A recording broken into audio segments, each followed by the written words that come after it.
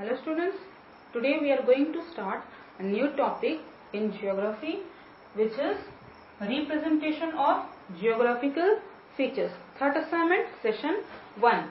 In this we have to read about 3 different ways of indicating the scale of a map. Second one, small scale and large scale maps. Third one, topographic maps. Then locating features on topographic maps, then landforms on topographic maps. These topics today we have to read in session 1. The Earth's surface, as you know, is curved, as the Earth is spherical in shape. Spherical in shape means little shape like an orange, and the Earth is flattened at the poles and bulging at the equator. But we often represent this curved surface or any part of it on a flat surface. We do this by drawing maps. A map is a representation of any area of the Earth on a flat surface. A map is drawn to scale. The scale of a map is the ratio of the distance on the map to the corresponding distance on the ground. The scale is chosen according to the size of the area that needs to be represented, the size of the paper available, and the purpose of the map. There are 3 different ways of indicating the scale of a map. First is by a statement, second by a graduated straight line known as linear scale or bar scale or graphic scale, and the third one by the representative fraction, RF.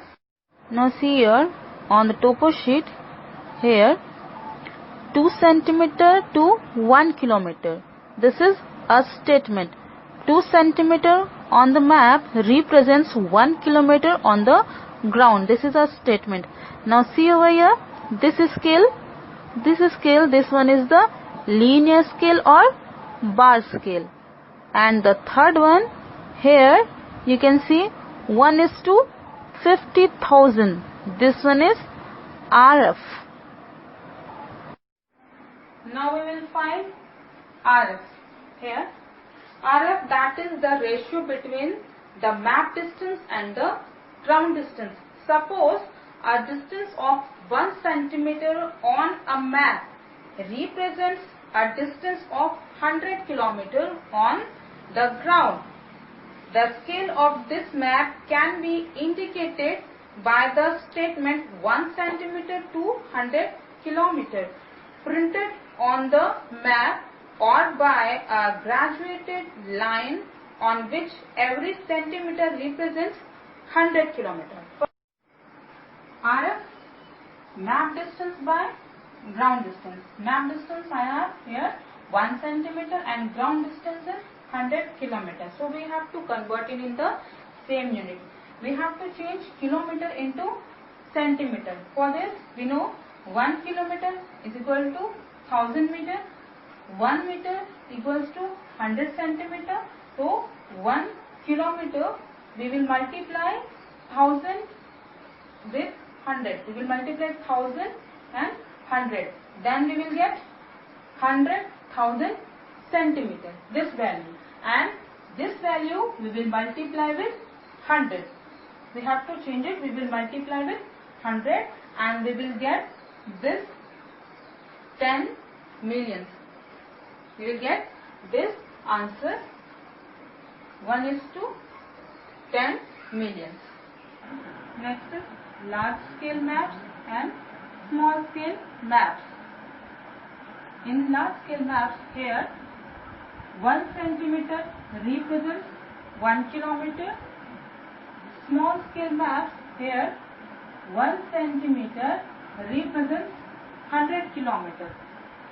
Large scale maps show a small area in greater or in more detail.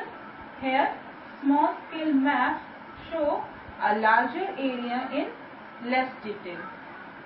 Here, large scale maps are generally found in tourist maps. Tourist maps will show temples, towns, and here small scale maps are generally found in an atlas. Next is topographic maps. A large scale map showing both man-made and natural features is called topographic map. Such a map shows not only the water bodies, hills and woods, but also the roads, railway station, bridges. The roads, railway station and bridges. It shows these things also. In India, topographic maps are prepared by the Survey of India. These maps are drawn using any of certain chosen scales, such as I have written over here 1:250,000, 1:50,000 or 1 centimeter by 50,000 centimeter, 1:25,000 or 1 centimeter by 25,000 centimeter. Here I'll show you one topographic map. In topographic maps, every feature is shown in a particular color. On this map, color codings are different. Topographic maps have their own colors. Here, contours are shown in brown and grid lines are shown in red. Here you can see here these are contours. You can see brown in color and grids. These grids are red in color. These grids. Then forested areas are colored green. These green colors are forested areas. Cultivated land is colored yellow. You can see yellow colors. These are cultivated lands. And white. The uncultivated land is left white. This white you can see. These are uncultivated land. Water bodies and wells are contain water are shown in blue. You can see over here. And while those that are dry are shown in black. Here you can see. Here you can see this one, this Sipu Nadi. Here black dots are made over here. You can see it shows this river is dry. This Sipu Nadi, in summer season it remains dry. It depends upon the rain for water. And here you can see big blue dots. Here you can see big blue dots are perennial line wells. They have continuously water. It provide water for farming. These you can see. After that, here you can see this one. This is the temple. Here you can see squares. Some square you can see here fill up with color. It shows permanent settlement. And here one more square you can see. Here without color it is blank. It shows temporary settlement. Here you can see PO. PO is written. It means post office. You can see some symbols. These are called conventional symbols. You have to learn these symbols. Locating features on topographic map. To help locate features on a map, a grid is often drawn on the map. A grid is a net of lines that form cells, like in a graph paper.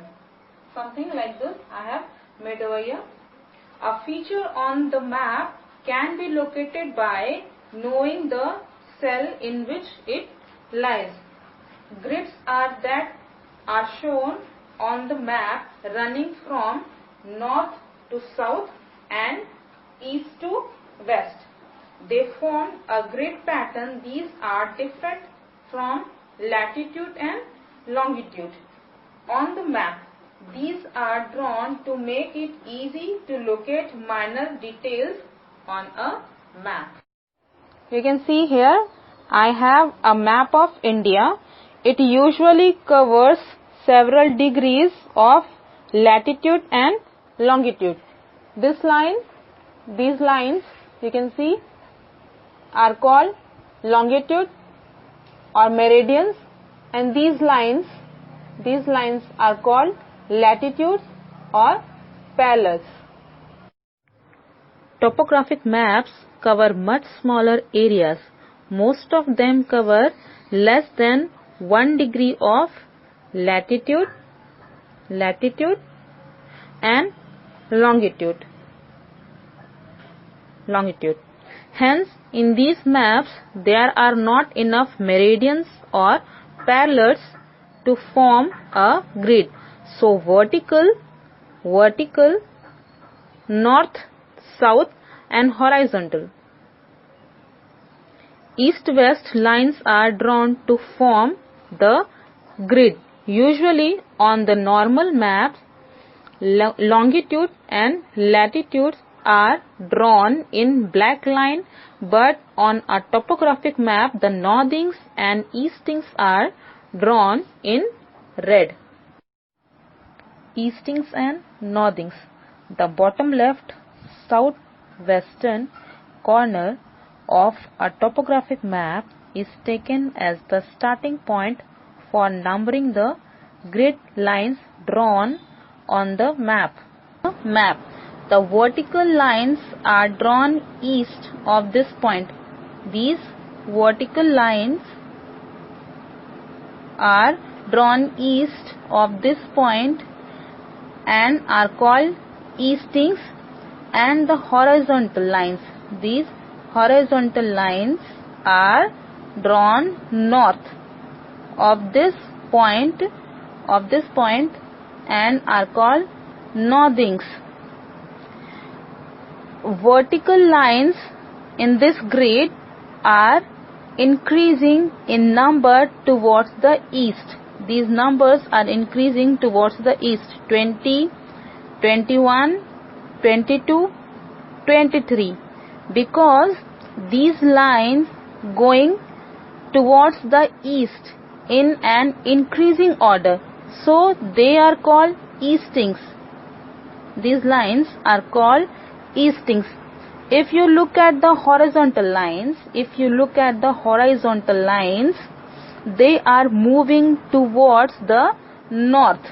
These lines are moving towards the north in an increasing order, like 27, 28, 29, 30.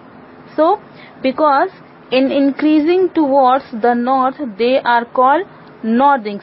So, if you take this here, I have written x-axis is easting, and I have written over here y-axis is northings. Now we will find 4 grid reference. In a grid, the name of a cell comes from the lines that form its southwestern corner. It consists of 4 digits and is the 4-figure grid reference of all the features shown within the cell. For example, we have to find out the 4 grid reference of this cell where x is written. So first, give the number of the easting forming the left side of the cell. Here it is 20, and give the number of the northing forming the bottom of the cell. It is 28. So put the numbers together. Easting, first we will write down like this. First we will write the easting one. So it will be 20. Then we will write the northing numbers. Here it will be 28. So this will be the 4 grid reference of this cell. Now we have to find out the 4 grid reference of this, where these trees are made over here. So you can see over here, bottom left corner here, particular in this box, which trees are drawn. So 21 eastings and 29 will be northings, the left bottom corner of the grid called 4 grid reference. So we can write down like this, here 21 and here 29. So this will be the 4 grid reference of this cell, and we have to find out the 4 grid reference of this cell also. PO. PO means post office. Here first we will write down the easting numbers. Here it will be 21, then the northing, this will be 28. So this will be the 4 grid reference of this cell here, where these numbers where they are crossing to left bottom corner of the grid. So this will be the 4 grid reference of this cell PO. On topographic maps, the height of the land is shown by various types of markings such as spot heights and contours. First, spot heights. The height of any particular point is called a spot height. On a topographic map, a spot height is shown by a black dot marking the spot and the number giving the height of the spot above sea level. Here you can see this one, 366, the height of the spot above the sea level. Black number and spot called spot height. Here you can see 366, 335, 344. Here you can see this one, 507, the spot height, particular spot here. 400, these are spot height. Next, contours. A contour is an imaginary line joining places which have the same height above sea level. On a map, contour marked 800 joins places which are 800 meters above sea level. Here you can see contours.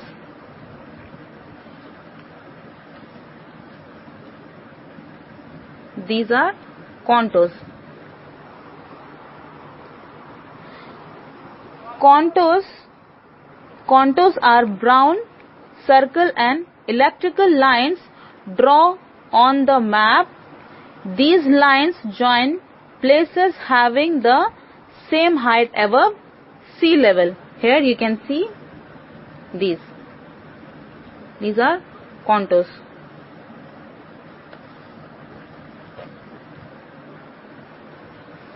Contours are drawn at certain intervals of height above sea level. They never intersect, means they do not cross each other. However, they do touch where there is a break in the slope. For example, where there is a waterfall or a cliff, the interval chosen is called the contour interval. Here I have one picture here. It shows these contours. Here contour interval picture I have. This different of 20 meters. You can see here 140, 160, 180, 200. Here difference of 20 numbers. This difference of 20 numbers or meters is called contour intervals. Here another picture I have, this one here, 20, 40, 60, 80, 100. There is difference of 20 numbers or meters it shows the contour interval, or it is called contour intervals. Identifying landforms. The patterns formed by contours enable us to identify landforms. The contour pattern shows how a landform looks from above. Contours give you a bird's eye view. It gives an aerial picture or a view from the top. First one is slope. When contours are closely spaced, the slope of the land is steep. When they are wide apart, the slope is gentle. The values of the contours decrease in the direction of the slope from higher to lower ground. First is here steep slope. See this picture. Steep slope contours are closer to each other because in short distance height increase in fast. Now see the second one, gradual slope. This one, gradual slope contours are more far apart because the increase in height is very gradual. Next one is mountain. A mountain is conical in shape and has a well-defined peak. Contours representing a mountain or a conical hill are nearly circular. This one here. These values increase towards the center. The center of the innermost contour represents the peak. This one, the innermost contour represents the peak. Hill is not high, but the mountains are greater in the height than the hills. Next one is plateau. This one. A plateau is a highland with an almost flat top and steep slopes on one or more sides. Contours showing a plateau are closely spaced at the steeply sloped margin. Their values increase towards the center. Their values increase towards the center. A part encircled by the highest value. Contour represents the top of the plateau. The large central part of a plateau's contour patterns helps distinguish a plateau from the conical hill. Here, in conical hill, the topmost part is very small, representing the peak. But in the plateau, the innermost circle is large because a plateau has a flat surface like a table. Ridge.